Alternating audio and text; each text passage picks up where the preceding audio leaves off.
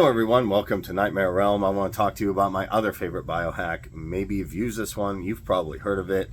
It is getting quite popular on the internet, and that is using cold weather. A lot of people are doing ice baths now, cold exposure, and I think this one is really, really good. Talked about intermittent fasting, that one's extremely powerful. This one I would say is right up there with it. Now, why is it so popular? Why is it so great? Well, I think for a lot of reasons. One, I think for me personally, it helped reduce weight. So two things you can do to just lose a little bit of weight that are pretty much completely free is intermittent fasting, just not eating. And then another one, which has been made popular now, and there's even science to, go behind this with Dr. Huberman, Wim Hof, is cold exposure. Now, what do I mean by cold exposure? That's kind of a broad term.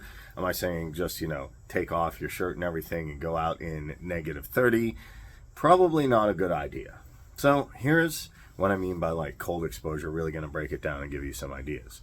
So I mean like exposure to small bursts of cold, not like freezing yourself for extended periods of time. You don't want to do anything dangerous. You don't want to hurt yourself.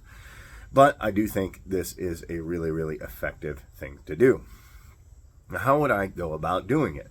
Well, first, I just started with my shower. Now, we all generally take a shower, or we're taking some kind of a bath, or we're doing something to clean up on a daily basis. So what I like to do is I go in my shower, maybe I run some warm water, and then after I've gotten kind of relaxed with it, I don't go cold right away. Sometimes I do, but usually I run some warm water, get kind of relaxed, get feeling chill, then boom, hit it over to cold for about 2 to 3 minutes. Now, a lot of people make this mistake. They're like, oh, I want to, go super hardcore. They see Wim Hof and they're like, I'm going to run out there in cold, or I'm going to do the ice bath, I'm going to do the ice plunge.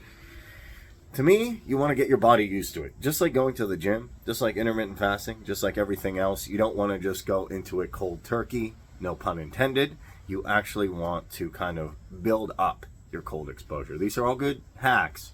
These are all good biohacks. But the issue I have is people just kind of go crazy with it.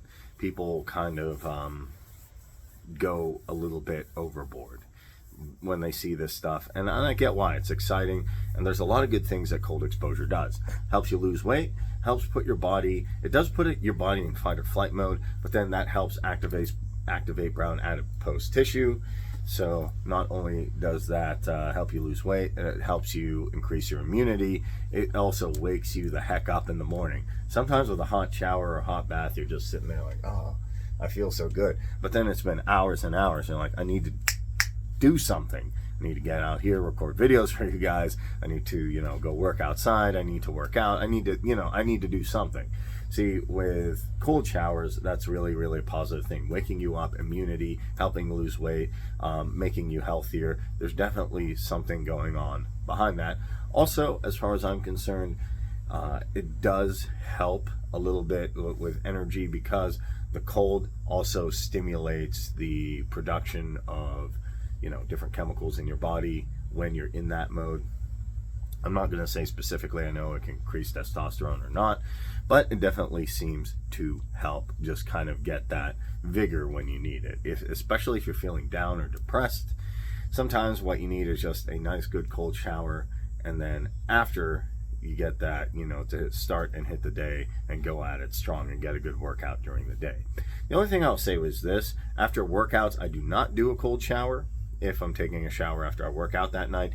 And that is simply because that can slow down recovery. So you do want to be careful with it. But in the morning when you get up, or if you take a shower at night, what you can do, take your shower at night. You can't, and just make sure it's not after a workout and still use the cold there. You just don't want to do it after you've done workout. No post-workout cold showers. But just because of that, I asked one of my friends one time, and I said, what do you think of cold showers? He's like, I don't know too much about it, or I don't want to do it. Doesn't it hurt your post-workout recovery? And I said, yes. That being said, that doesn't mean it's bad all around. I think it's very, very effective. You just have to use it the correct way, like anything else. Like if you intermittent fast, but you do it for 5 days when you're first starting, that could cause problems, especially if you're diabetic or you have another issue. That can definitely be bad. I'm not saying that none of these can go overboard, or that it's all perfectly fine to do as much as you want right when you start. There's different things you want to keep into account, and there's different things you want to do. And especially when it comes to this, I think cold exposure is also great because it helps with sometimes a lot of pain. Sometimes you're having that pain or inflammation or whatever, and we all know we put an ice pack somewhere when there's inflammation to try and bring it down. And to me, cold exposure kind of does the same thing, where it gives you that little burst of cold. You're feeling, the inflammation go down, and then you start to feel better. It's funny how therapeutic a shower really is when you utilize a lot of different things in it, like warm water or cold water.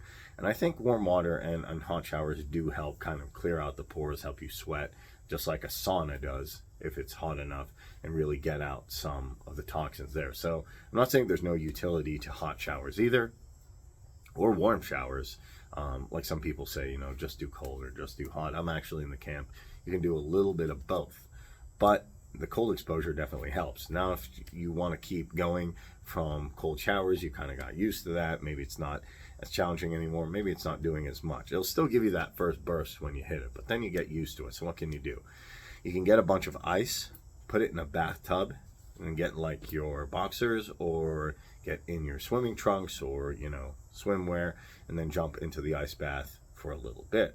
You could jump into a cold lake. Now, you want to do this sparingly. You want to be careful with this as well, because hey, just because we're seeing Wim Hof do it doesn't mean that it's something you just jump into and do it for hours and hours and hours. But it is a good way to get started, on kind of starting to get more advanced with the cold exposure stuff. I've done a little bit of it, and I do like it. One thing that I really like about the ice bath is it gives you that full submersion, where the shower's cold. You can definitely feel it, but it's not the same experience as the ice bath. The ice bath is a lot more hardcore, and that definitely gives you quite a strong boost. You're definitely going to be, even if you're super sleepy, you're going to be awake after then. You're going to get your immune system, and that can definitely help as well with weight loss. And then you can also obviously go outside for cold exposure on a cold day. You can do the Wim Hof and meditating. But I'd say this, after you've done the cold shower, after you've done the ice bath, maybe after you take a walk, in the cold with your t-shirt or something, if that's something you want to do. That's something I do once in a while. But then you can move on to the big thing of cold exposure, which is cryo chambers. Now, you might not be familiar with these. These are usually something that are in your city. Usually cities with like wellness clinics, they'll have like an IV drip. They'll have saunas, which are the opposite of cryo chambers. You can think of it like that, where you're sweating out the toxins. Cryo chamber is a way to kind of, put your body in a nice cold environment. And it can be a really cold environment, but that's only done for a very select amount of time. Like, I think up to like 15 minutes or is the max when I checked. And I've only done this, once. So I'm not an expert necessarily on cryo chambers, and it's not something I'm doing tons and tons of times, because generally this is something you have to go and seek out. Where the shower, you can just jump in every day for a minute or 2 or 3 minutes or even 10 minutes if you'd like. And the ice bath is just something you can have readily accessible with throwing ice cubes in there. Cryo chambers, you generally have to get that at a facility, unless there's a very, very specific reason you have it in your house, which is cool. But generally most people have to go to a facility and experience that. And I think cryo chambers are kind of the pinnacle, or one of the best ways to do cold exposure. Why? Because really it shows that you're graduating into a pretty high level of that, and there's people there who can regulate the cryo chamber for you, and it's going to give you all the benefits of cold exposure, which there's quite a lot, and who knows the ones we haven't figured it out yet. So I think cold exposure along with intermittent fasting is great. Why? Because it's something you can do almost completely free.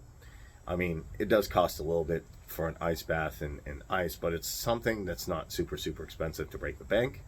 Cryo chambers do cost a little bit, but it's not super expensive either, depending on where you go and the amount of exposure. And it's a nice thing to really help rejuvenate your body, get your attention up, build your immunity, and it's a good way to start the day along with some awesome sunshine and an intermittent fast. And if you put all three together, man, you can have an awesome day. So I hope this was helpful. If it was, make sure to like and subscribe.